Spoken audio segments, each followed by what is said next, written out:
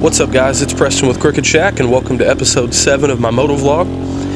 This time we're going to talk about IRC Vulcan Duro tires.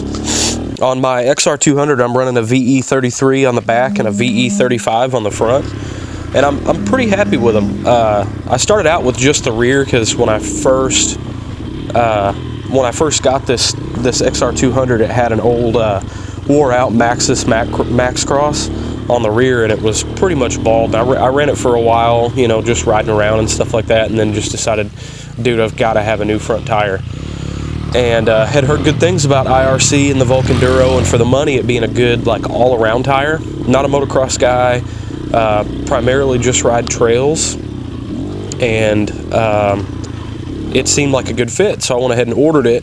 And at the time, I didn't need a front tire. I had what came on the bike was a Dunlop D773, which is actually a soft terrain motocross tire, but I mean, it worked. It had tread, and it worked, so I just kept it on there for the time being.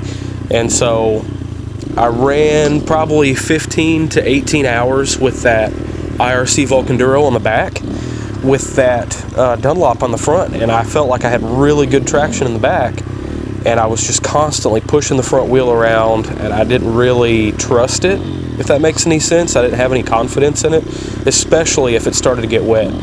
And started looking at the tire, and that front tire, that Dunlop, and realized that it was pretty hard, and I don't know if it was originally supposed to be that way. So I start looking closer, and it's actually a really old tire, and I had no idea how long it had even been on the bike or anything. So the other day I ended up getting a VE35 in the front for the front of my XR and put it on there, and I've got a couple hours ride time on it now with the set basically, and I'm pretty tickled with it. I feel a lot more comfortable with the front wheel. It seems to get traction a lot better than that Dunlop tire did. So, especially in the mud, ironically, and lately here in Arkansas, it's been raining a lot, so the ground is super soft, super moist, mud puddles everywhere, slick, and I have a lot more confidence in it now. And again, I'm just an average Joe. I'm not fast by any means. I guess when it comes to racing, I'd be a C rider on a good day. Other than that, I'm just primarily a trail rider. But it seems to be working out pretty good, and I seem to be happy with them so far. One thing that I kind of struggle with is really deep sandy gravel, and I imagine that's just something you just kind of have to, just like anything else, you know, the more experience you have in it, the better. And I've noticed that turning in the front, or turning with this new front tire in that, has helped some. But we'll just kind of see as things progress or whatever. It's still a new tire. Like I said, I've got a couple hours just riding around, you know, the yard and the trails here at the house and stuff on it. So I'll get a little bit more variety of terrain and kind of wear them in a little bit, and then do a full review on it, or on them rather, on both tires.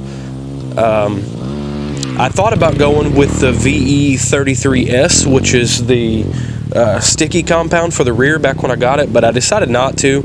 If I rode all rock all the time, rocks and roots, probably would have gone with it. And that tire has some really, really good reviews, the one with the sticky compound. This one seemed like it would be a good option as far as just like an all-around tire.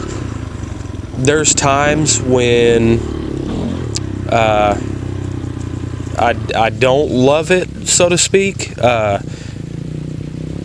I mean, it is what it is, and those kinds of situations are with really, really wet rocks.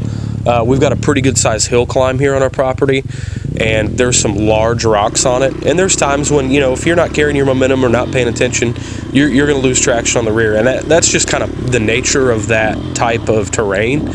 But I'm sure it would be a little bit easier to get traction with the sticky compound tire. But all in all, like I said, I'm pretty happy with them, especially for the money. If I was an expert rider or a pro rider, I could probably pick them apart, you know, and tell you all the reasons why they're not perfect. And I'm sure there's a reason there's so many guys out there on a pro level that don't run those tires. But I think for the money, they're kind of hard to beat. But like I said, time will tell, and we'll end up doing a full review on these tires after we get a few more hours on them. If you have any comments or anything, don't hesitate to leave them below. And hope you guys enjoyed the video. And what would you like to see one of these episodes be about? Shoot, I'm always looking for suggestions from friends and family, so why don't you guys make some suggestions and let us know in the comments down below, and we'll catch you next time. Thanks, guys.